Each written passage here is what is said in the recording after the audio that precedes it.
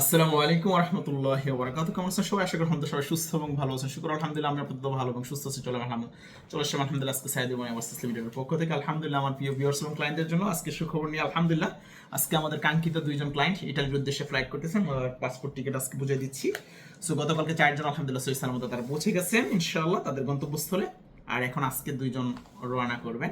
So আলহামদুলিল্লাহ যে দুইজন ভাই আমাদের ইটালির উদ্দেশ্যে ফ্লাইট করবেন, মোহাম্মদ নাসিরউদ্দিন ভাই, কংগ্রেচুলেশন ভাইজান আপনাকে। আপনার এদিকে আসেন চারটা দোলাকে।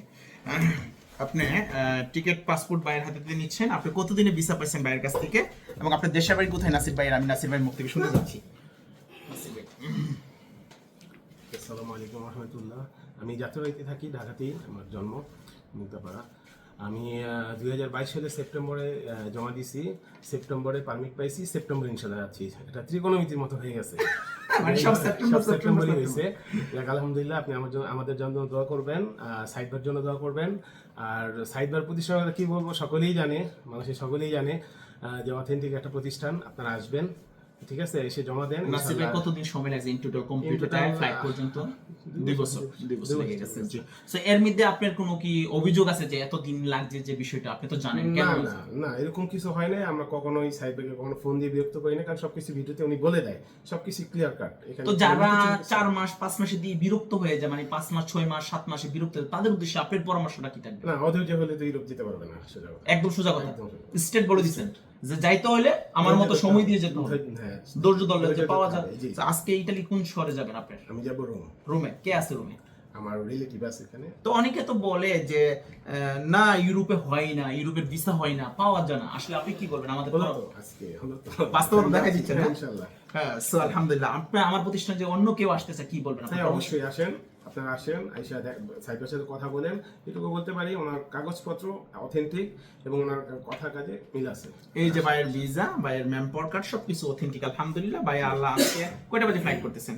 ফ্লাইট হচ্ছে 5:40, ভোর 5:40। ভোর 5:40। হ্যাঁ, সো আলহামদুলিল্লাহ। ভাইয়ের জন্য শুভকামনা রইল। আপনার জন্য দোয়া করবেন আর সাইবার জন্য দোয়া করবেন। Thank you so much Nasir ভাই, অসংখ্য ধন্যবাদ। এই যে ভাইজান আপনার টিকিট পাসপোর্ট। জি ভাইয়া আপনি আসেন।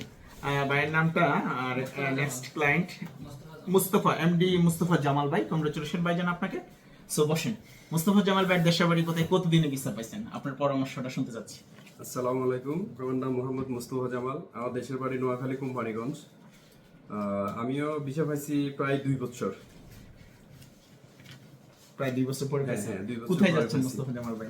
ইটালিতে যাচ্ছি। কোথায়? রোমে? রোমে। সো অধিকাংশ মানুষের তো কনসেপ্ট যে ইউরোপের ভিসা হয় না, আসলে কি হয় কি হয় না? না, অবশ্যই হয়। মানে ধৈর্য থাকলে অবশ্যই হয়। একটা জিনিস, মূল কথা হচ্ছে ইউরোপে যেতে হলে অনেক দীর্ঘদিন সময় দিতে হবে, অপেক্ষা করতে হবে। অপেক্ষা না করলে যাওয়া যাবে না।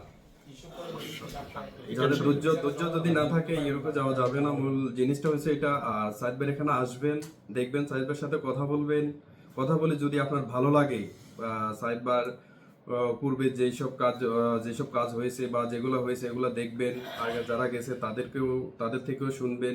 শুনে যদি আপনার ভালো লাগে আপনি যাবেন, জেনে শুনে তারপরে যাবেন, কোনো সমস্যা নাই। রাইট রাইট, ইনশাআল্লাহ।